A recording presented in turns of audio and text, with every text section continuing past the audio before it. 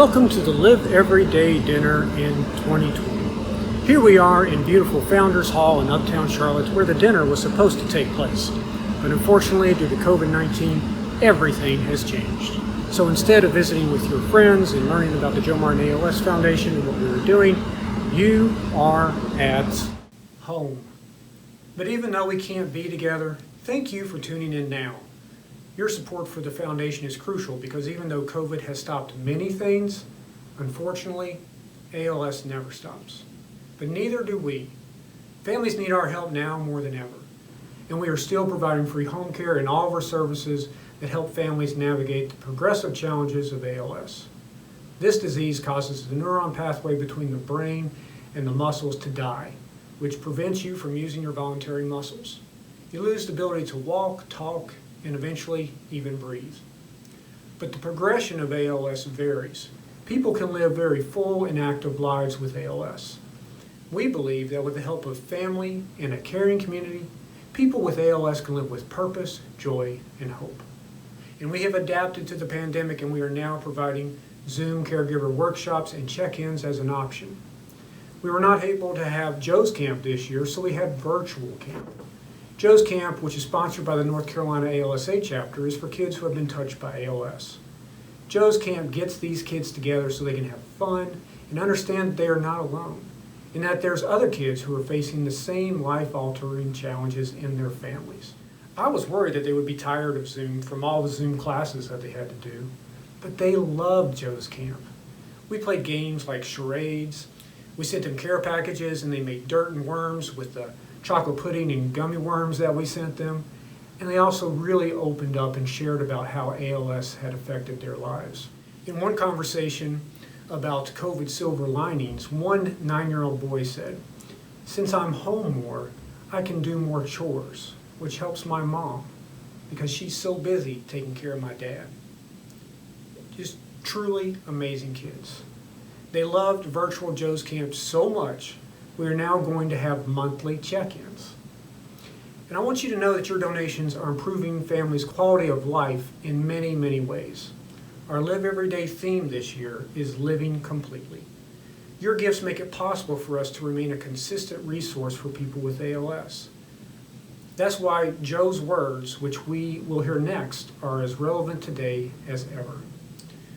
Now, your pledge cards, invitations, and masks have been mailed to guests who confirmed by September 22nd. If you did not receive these in the mail, you can find them on the Live Everyday webpage. Have a closer look there at the impact your gift can make for a family affected by ALS. And I also want to give a very warm thank you to our sponsors, Bank of America, our legacy sponsor, as well as Atrium Health Foundation, J.D. Goodrum, Gracing Stone Communications, the Mackin family, Joan Zimmerman, and each and every individual who has already made their pledges. And finally, up next, a message from Joe Martin on how to live a complete life, no matter your circumstances, and a message from Dr. Ken Minkhouse about how your partnership is more important this year than ever for families affected by ALS.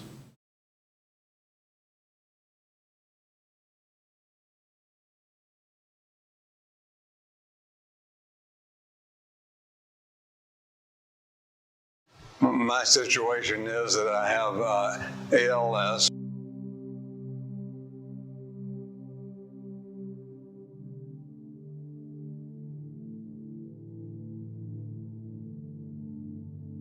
We talk about recovery from a disease that has no cure and no models of survival.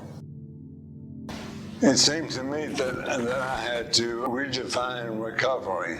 Curing and healing are not the same thing. I know people who have gotten over diseases, but have not actually ever gotten over it. They carry these scars and fears and bad attitudes and depression forever. On the other hand, I know people who have not been cured, who have been healed, who have recovered a whole life. And it seemed to me then that that was the objective of recovery, We've all understood how fear and anger and depression and hopelessness can harm your health. Why is it so hard to understand that love, hope, faith, joy, laughter, festivity, sense of purpose, and determination, and a will to live would be good for your health? The challenge for us is to recover the balance in our life that we had lost in the process of getting this diagnosis. That is what we are trying to do things that help us feel that life is complete.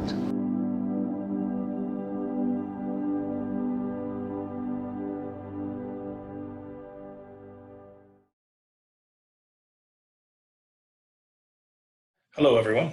My name is Ken Minkhouse. I'm a professor of political science at Davidson College here in the Charlotte area, and I have ALS. I was diagnosed in March of 2018. I've had the symptoms now for a little over 3.5 years. It's very unlucky to get a diagnosis of ALS. Only 1 in 350 people are unfortunate enough to get that news. That's about 2 kids in every high school graduating class. Having said that, I'm actually among the lucky ones within the ALS community. I have slow progression ALS. Most people die of this disease within 3 years. The median life expectancy is only 30 months. I'm already well past that. I can still walk around with a cane or a roller. I still have full use of my arms and the rest of my body and my voice. So I am projected to be one of the slow progression cases, about 10% of people with ALS who sometimes live 10 years or even longer. And so for me, that means that gives me more time to share with my family and friends, to do the things I want to do, to volunteer in the ALS community, which I am doing now, to continue to work and save money, and to hope that that extended time that I happen to have might be the time in which a therapy is developed for this disease that will stop the progression or even reverse it. So I consider myself lucky among those of us who are unlucky. Having said that, most people who have ALS are profoundly unlucky, not only for getting the disease, but also for the huge toll that it takes on families and loved ones and finances. I'm going to speak to that for just a few minutes. This disease does not only find a very cruel way to take your life, it also finds a way to impose enormous costs on households. The financial costs of dealing with this disease over time accumulate, and they are not always covered by Medicare. So handicap accessing a house can cost tens of thousands of dollars. Medicare covers for a mechanized wheelchair, but not a vehicle to get around. So if you need to get to the doctor or the hospital or anywhere else for that matter, you're either going to need to buy or rent an accessible van, or you're going to have to find some other way to get around. And it's not easy, and it's very, very expensive. And then there's the cost of home care. As the disease progresses, people with ALS need more and more care, constant care toward the latter stages of the disease. And that puts an enormous burden on households. They can either hire someone, and if you hire someone full-time, 24 hours a day, to care for someone with ALS in those stages, it can cost upward of $200,000 a year. It breaks the bank for most families. And of course, most families can't afford that, so they don't even try. They'll get some part-time care, which is already very costly for them, while the caregiver and the rest of the family works to pay the bills. But that then puts an enormous amount of pressure on the caregivers to try to balance, to juggle having work and caring for someone with ALS at the same time. They often can't do it, so they quit their jobs so they can be home full time to care for their loved one. And at that point, you can imagine the kind of financial distress that these households undergo. I was in a meeting with a couple, both high school teachers, so middle class, last year. The wife has ALS, and they were 3 months away from having their house foreclosed. They could not pay the bills. For people like me, I'm a professional. I've got a good job. We've got savings. I've also have the good fortune of having a family. that has done very well for itself, and they're just standing by, ready to write checks if and when we need it. We'll be okay. In fact, we're so okay, we probably won't need to call on organizations like the Joe Martin Foundation for help, although we already have. Neil was out here helping us look at our home, see what would be needed to make it handicap accessible, and helped us reach the conclusion this is not a good house for handicap accessibility. We're going to sell it and try to build a house that is fully accessible. And that was one of many things that the Joe Martin Foundation can help you with. But for the rest of the population, I would go so far as to say the bottom 70% of our income levels, this disease is crushing financially and crushing emotionally as the people with ALS and their caregivers try to figure out how to make this work. I can tell you, not only for myself, but for almost every person with ALS I've met, the number one fear is not dying from this dreadful disease. It's the huge costs we're imposing, emotional and financial, on our families and our caregivers. And that's where organizations like the Joe Martin ALS Foundation come in such an important way. We are very lucky in the Charlotte area to have an organization dedicated to ALS care service support like the Joe Martin Foundation. Most places don't have one like that. Most parts of the country do have the ALS Association state chapters, which provide good support, and we have that here too. The beauty of the Charlotte area is we've got both. And we've got the Muscular Dystrophy Association, which has historically played a role in supporting our ALS clinics as well. So we're very, very fortunate that way. But we are looking at some real challenges ahead for care services to people with ALS. Last year, I agreed to start serving on national committees for the ALS Association. One of the committees that I serve on is care services. Now, since March, I've been a member of the Board of Trustees for the ALS Association. And I can tell you that we're really concerned. The nonprofit sector in general is in a world of trouble in the United States right now, thanks to COVID. COVID is making it very difficult for nonprofits to fundraise. Like this, we're having to go Zoom instead of go live. That is never as good a way to raise money if you are an event-driven fundraising nonprofit, which most are. So we are looking at the possibility of quite a few nonprofits having to pull back from the services they can provide.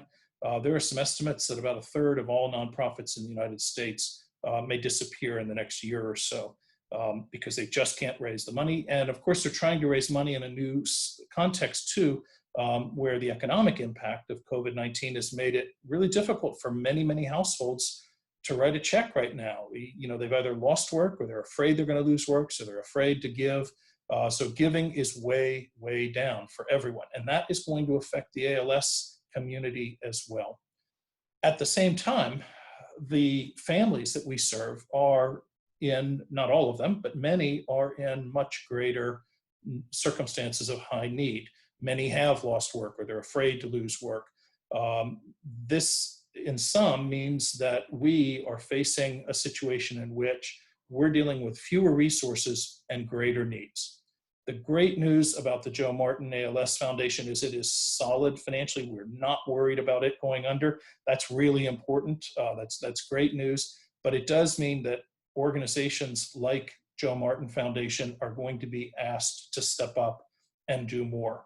And that's where we are asking you also to step up and do all that you can. Some of you may be in difficult financial circumstances, and we all understand that. But if you're not, if like me, you've got a secure job, you've got some savings, this is a really privileged position that we happen to be in at this moment of crisis in the United States. This is the time where we are going to be asked to step up and give all we can. There's this old expression in the development community, give till it hurts.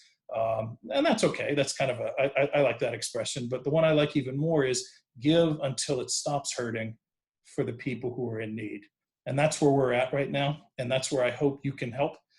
Thank you so much for all that you're doing for us. I hope you have a great socially distanced evening together and look forward someday to meeting in person. Thank you and goodbye. We hope you enjoyed hearing from Joe Martin and from Ken Minkhouse. We wish we could be together with you as we have gathered in previous years, but know that together, right now, your support is helping us bring Joe's words to life every day for people with ALS and their loved ones. I like what Ken said, give until it stops hurting for the people in need. For all of you who have already made a donation, thank you. If you haven't, on behalf of the families we serve, I ask that you please consider making a donation to help us meet or exceed our $130,000 Live Everyday 2020 goal. Here are a few ways how. The donate button is below this video to make a quick and easy online transaction. If you received a pledge card, you can fill that out and mail it to our address included on the card. You can also use a check or fill in credit card information there on that pledge card. You can mail a check to us directly at the address at the bottom of our website. And again, thank you so much. We look forward to seeing you again in 2021 in person. Take care.